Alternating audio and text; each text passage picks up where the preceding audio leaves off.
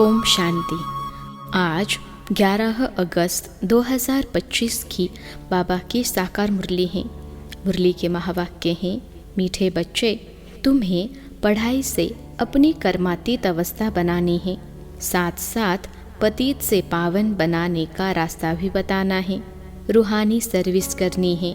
प्रश्न है, कौन सा मंत्र याद रखो तो पाप कर्मों से बच जाएंगे? उत्तर है, बाप ने मंत्र दिया है, hear no evil, see no evil. यही मंत्र याद रखो। तुम्हें अपनी कर्मेंद्रियों से कोई पाप नहीं करना है। कलयुग में सबसे पाप कर्म ही होते हैं, इसलिए बाबा यह युक्ति बताते हैं, पवित्रता का गुण धारण करो, यही नंबर 1 गुण है। ओम शांति। बच्चे किसके सामने बैठे हैं? बुद्धि में जरूर चलता होगा कि हम पतित पावन सर्व के सद्गति दाता अपने बेहद के बाप के सामने बैठे हैं। भल ब्रह्मा के तन में है तो भी याद उनको करना है। मनुष्य कोई सर्व की सद्गति नहीं कर सकते। मनुष्य को पतित पावन नहीं कहा जाता। बच्चों को अपने को आत्मा समझना पड़े। हम सब आत्माओं का बाप वह है। वह बाप हमको स्वर्ग का मालिक बना रहे हैं। यह बच्चों को जानना चाहिए और फिर खुशी भी होनी चाहिए।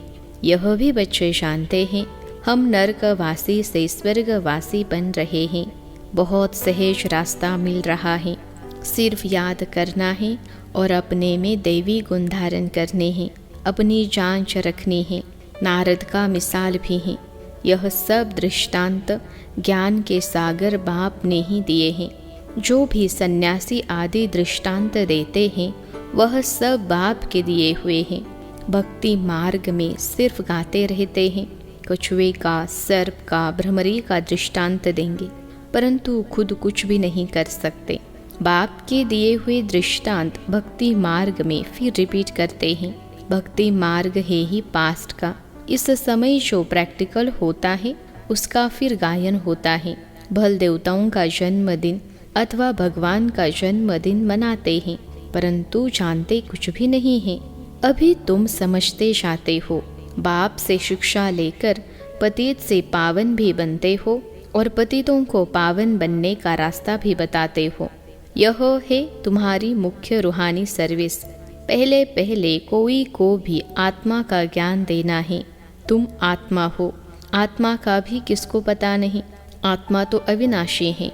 जब समय होता है आत्मा शरीर में प्रवेश करती है तो अपने को घड़ी घड़ी आत्मा समझना है।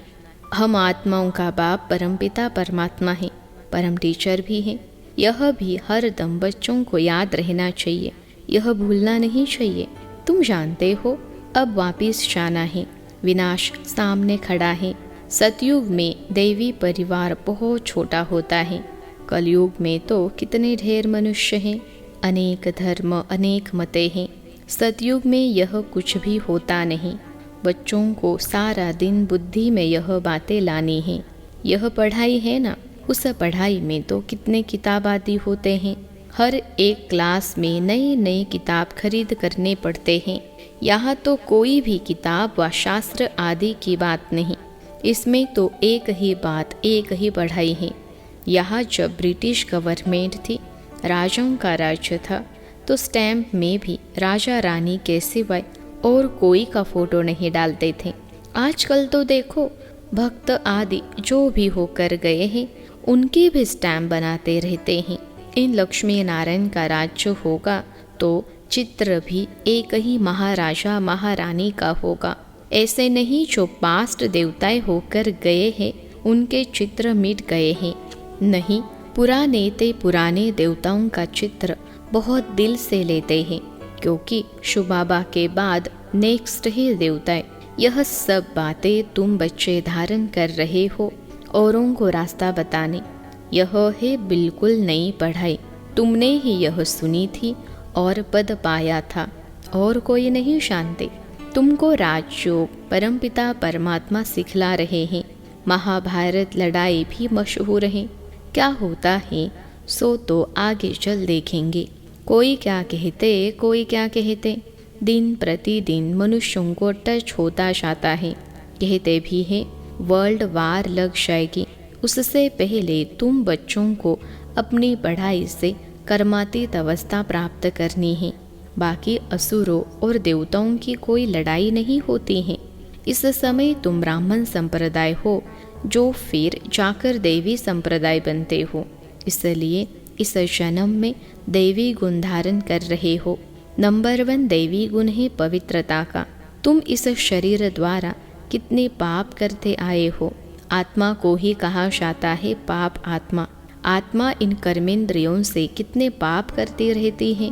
अब हियर नो इविल किसको कहा जाता है? आत्मा को। आत्मा ही कानून से सुनते हैं। बाप ने तुम बच्चों को स्मृति दिलाई है कि तुम आदि सनातन देवी देवता धर्म वाले थे, चक्र खाकर आए, अब फिर तुमको वही बनना है। यह मीठी स्मृति आने से पवित्र बनने की हिम्मत आती है। तुम्हारी बुद्धि में है हमने कैसे 84 का पार बचाया है। पहले पहले हम यह थे। यह कहानी है ना, बुद्धि में आना चाहिए। 5000 वर्ष पहले हम सो देवता थे। हम आत्मा मूल वतन के रहने वाली हैं। आगे यह जरा भी ख्याल नहीं था। हम आत्माओं का वह घर है, वहाँ से हम आते हैं पाड़ बचाने। सूर्यवंशी चंद्रवंशी बने। अभी तुम ब्रह्मा की संतान ब्राह्मण वंशी हो। तुम ईश्वरीय औलाद बने हो। ईश्वर बैठ तुमको शिक्षा देते हैं। यह सुप्रीम बाप, सुप्रीम टीचर, सुप्रीम गुरु भी हैं। हम उनके मत से सब मनुष्यों को श्रेष्ठ बनाते हैं। मुक्ति, जीवन मुक्ति दोनों श्रेष्ठ हैं। हम अपने घर जाएंगे, फिर पवित्र आत्माएं आकर राज्य करेंगी। यह चक्र है ना, इसको कहा जाता है स्वदर्शन चक्र। यह ज्ञान की बात है। बाप कहते हैं तुम्हारा यह स्वदर्शन चक्र रुकना नहीं चाहिए। फिरते रहने से विकर्म विनाश हो जाएंगे। तुम इस रावण पर जीत पा लेंगे, पाप मिट जाएंगे। अब स्मृति आई है सिमरन करने के लिए। ऐसे नहीं माला बैठ सिमरन करनी है। आत्मा में अंदर ज्ञान है जो तुम बच्चों को और भाई बहनों को समझाना है। बच्चे भी मददगार तो बनेंगे ना। तुम बच्चों को ही स्वदर्शन चक्रधारी बनाता हूँ। यह ज्ञान मेरे में है, इसलिए मुझे ज्ञान का सागर मनुष्य सृष्टि का बीज रूप कहते हैं। उनको बागवान कहा जाता है। देवी देवता धर्म का बीज शिव बाबा ने ही लगाया है। अभी तुम देवी देवता बन रहे हो। यह सारा दिन सिमरन करते रहो तो भी तुम्हारा बहुत कल्याण है। देवी गुण भी धारण करने हैं, पवित्र भी बनना है। स्त्री पुरुष दोनों इकट्ठे रहते पवित्र बनते हो। ऐसा धर्म तो होता नहीं। निवृत्ति मार्ग वाले तो वह सिर्फ पुरुष बनते हैं। कहते हैं ना, स्त्री पुरुष दोनों इकट्ठे पवित्र रह नहीं सकते, मुश्किल है। सतयुग में थे ना, लक्ष्मी नारायण की महिमा भी गाते हैं। अभी तुम जानते हो बाबा हमको शूद्र से ब्राह्मण बनाए, फिर देवता बनाते हैं। हम ही पूज्य से पुजारी बनेंगे। फिर जब वहाँ मार्ग में जाएंगे तो शिव का मंदिर बनाए पूजा करेंगे। तुम बच्चों को अपने 84 जन्मों का ज्ञान है। बाप ही कहते हैं तुम अपने जन्मों को नहीं जानते हो, मैं बताता हूँ। ऐसे और कोई मनुष्य कह न सके। तुमको अब बाप स्वदर्शन चक्रधारी बनाते हैं। तुम आत्मा पवित्र बन रही हो। शरीर तो यहाँ पवित्र बन न सके। आत्मा पवित्र बन जाती है तो फिर अपवित्र शरीर को छोड़ना पड़ता है। अब सब आत्माओं को पवित्र होकर जाना है। पवित्र दुनिया अब स्थापन हो रही है। बाकी सब स्वीट होम में चले जाएंगे। यह याद रखना चाहिए। बाप की याद के साथ साथ घर की भी याद ज़रूर चाहिए, क्योंकि अब वापिस घर जाना है। घर में ही बाप को याद करना है। भल तुम जानते हो बाबा इस तन में आकर हमको सुना रहे हैं, परंतु बुद्धि परमधाम स्वीट होम से टूटनी नहीं चाहिए। टीचर घर छोड़कर आते हैं तुमको पढ़ाने, पढ़ाकर फिर बहुत दूर चले जाते हैं। सेकेंड में कहा भी जा सकते हैं। आत्मा कितनी छोटी बिंदी है, वंडर खाना चाहिए। बाप ने आत्मा का भी ज्ञान दिया है। यह भी तुम जानते हो स्वर्ग में कोई गंदी चीज़ होती नहीं जिसमें हाथ पाँव अथवा कपड़े आदि मेले हो। देवताओं की कैसे सुंदर पहरवाई सही, कितने फर्स्ट क्लास कपड़े होंगे, धोने की भी दरकार नहीं। इनको देखकर कितनी खुशी होनी चाहिए। आत्मा शांति है। भविष्य 21 जन्म हम यह बनेंगे, बस देखते रहना चाहिए। यह चित्र सबके पास होना चाहिए, इसमें बड़ी खुशी चाहिए। हमको बाबा यह बनाते हैं, ऐसे बाबा के हम बच्चे, फिर रोते क्यों हैं? हमको कोई फिक्र थोड़े ही होना चाहिए। देवताओं के मंदिर में जाकर महिमा गाते हैं, सर्वगुण संपन्न अच्युतम केशवम, कितने नाम बोलते जाते हैं। यह सब शास्त्रों में लिखा हुआ है, जो याद करते हैं। शास्त्रों में किसने लिखा? व्यास ने, या कोई नए नए भी बनाते रहते हैं। ग्रंथ आगे बहुत छोटा था, हाथ से लिखा हुआ, अभी तो कितना बड़ा बना दिया है, ज़रूर एडिशन किया होगा। अब गुरु नानक तो आते ही है धर्म की स्थापना करने, ज्ञान देने वाला तो एक ही है। क्राइस्ट भी आते हैं सिर्फ धर्म की स्थापना करने के लिए। जब सब आ जाते हैं फिर तो वापस जाएंगे। घर भेजने वाला कौन? क्या क्राइस्ट? नहीं, वह तो भिन्न नाम रूप में तमो प्रधान अवस्था में है। सतो रजो तमो में आते हैं ना, इस समय सब तमो प्रधान है। सबकी जड़ जड़ीभूत अवस्था है ना। पुनर्जन्म लेते लेते इस समय सब धर्म वाले आकर तमो प्रधान बने हैं।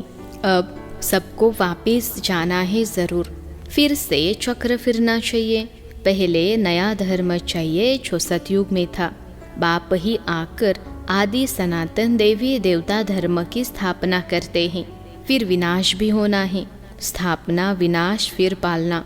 सतयुग में एक ही धर्म होगा, यह स्मृति आती है ना। सारा चक्र स्मृति में लाना है।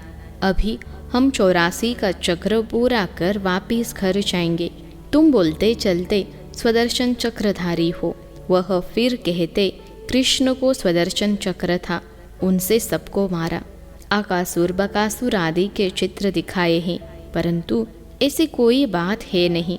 तुम बच्चों को अभी स्वदर्शन चक्रधारी बनकर रहना है, क्योंकि स्वदर्शन चक्र से तुम्हारे पाप कटते हैं, आसुरीपना खत्म होता है। देवताओं और असुरों की लड़ाई तो हो न सके। असुर है कलयुग में, देवताएं है सतयुग में, बीच में है संगम युग। शास्त्र है ही भक्ति मार्ग के, ज्ञान का नाम निशान नहीं। ज्ञान सागर एक ही बाप है सबके लिए, सिवाय बाप के कोई भी आत्मा पवित्र बन वापिस जा नहीं सकती। पाठ जरूर बजाना है, तो अब अपने 84 के चक्र को भी याद करना है। हम अभी सतयुगी नए जन्म में जाते हैं। ऐसा जन्म फिर कभी नहीं मिलता। शिव बाबा, फिर ब्रह्मा बाबा, लौकिक, पारलौकिक और यह है अलौकिक बाबा। इस समय की ही बात है, इनको अलौकिक कहा जाता है। तुम बच्चे उस शिव बाबा को सिमरन करते हो, ब्रह्मा को नहीं। भल ब्रह्मा के मंदिर में जाकर पूजा करते हैं, वह भी तब पूछते हैं जब सूक्ष्म वतन में संपूर्ण अव्यक्त मूर्त है। यह शरीरधारी पूजा के लायक नहीं है, यह तो मनुष्य है ना। मनुष्य की पूजा नहीं होती। ब्रह्मा को दाढ़ी दिखाते हैं तो मालूम पड़े यह यहाँ का है। देवताओं को दाढ़ी होती नहीं। यह सब बातें बच्चों को समझा दी हैं। तुम्हारा नाम बाला है, इसलिए तुम्हारा मंदिर भी बना हुआ है। सोमनाथ का मंदिर कितना ऊंचते ऊंच है। सोमरस पिलाया फिर क्या हुआ? फिर यहाँ भी देलवाड़ा मंदिर देखो। मंदिर हुबहू यादगार बना हुआ है। नीचे तुम तपस्या कर रहे हो, ऊपर में है स्वर्ग। मनुष्य समझते हैं स्वर्ग कहाँ ऊपर में है। मंदिर में भी नीचे स्वर्ग कैसे बनाए? तो ऊपर छत में बना दिया है। बनाने वाले कोई समझते नहीं हैं। बड़े बड़े करोड़पति हैं, उनको यह समझाना है। तुमको अभी ज्ञान मिला है तो तुम बहुतों को दे सकते हो। अच्छा, मीठे मीठे सिखलते बच्चों प्रति माता पिता बाप दादा का याद प्यार और गुड मॉर्निंग। रूहानी बाप की रूहानी बच्चों को नमस्ते। हम रूहानी बच्चों की सिखलते रूहानी माता पिता बाप दादा को याद प्यार, गुड मॉर्निंग और नमस्ते बाबा नमस्ते। धारणा के लिए मुख्य सार। पहली पॉइंट है, अंदर से आसुरी पने को समाप्त करने के लिए चलते फिरते स्वदर्शन चक्रधारी होकर रहना है, सारा चक्र स्मृति में लाना है। दूसरी पॉइंट है, बाप की याद के साथ साथ बुद्धि परमधाम घर में भी लगी रहे। बाप ने जो स्मृतियाँ दिलाई हैं उनका सिमरन कर अपना कल्याण करना है। आज का वरदान है, सर्वगुण संपन्न बनने के साथ साथ किसी एक विशेषता में विशेष प्रभावशाली भव। सर्वगुण संपन्न बनने के साथ साथ किसी एक विशेषता में विशेष प्रभावशाली भव। विश्लेषण है, जैसे डॉक्टर्स जनरल बीमारियों की नॉलेज तो रखते ही हैं, लेकिन साथ साथ किसी बात की विशेष नॉलेज में नामी ग्रामी हो जाते हैं, ऐसे आप बच्चों को सर्वगुण संपन्न तो बनना ही है, फिर भी एक विशेषता को विशेष रूप से अनुभव में लाते, सेवा में लाते आगे बढ़ते चलो। जैसे सरस्वती को विद्या की देवी, लक्ष्मी को धन की देवी कहकर पूछते हैं, ऐसे अपने में सर्वगुण सर्वशक्तियाँ होते भी एक विशेषता में विशेष रिसर्च कर स्वयं को प्रभावशाली बनाओ। आज का स्लोगन है, विकारों रूपी सांपों को सहज योग की शैया बना दो तो सदा निश्चिंत रहेंगे। विकारों रूपी सांपों को सहज योग की शैया बना दो तो सदा निश्चिंत रहेंगे। अव्यक्त इशारे, सहज योगी बनना है तो परमात्मा प्यार के अनुभवी बनो। जब मन ही बाप का है तो फिर मन कैसे लगाए, प्यार कैसे करे, यह प्रश्न ही नहीं उठ सकता, क्योंकि सदा लवलीन रहते हैं। प्यार स्वरूप मास्टर प्यार के सागर बन गए तो प्यार करना नहीं पड़ता, प्यार का स्वरूप हो गई। जितना जितना ज्ञान सूर्य की किरणें व प्रकाश बढ़ता है, उतना ही ज़्यादा प्यार की लहरें उछलती हैं। अच्छा, ओम शांति।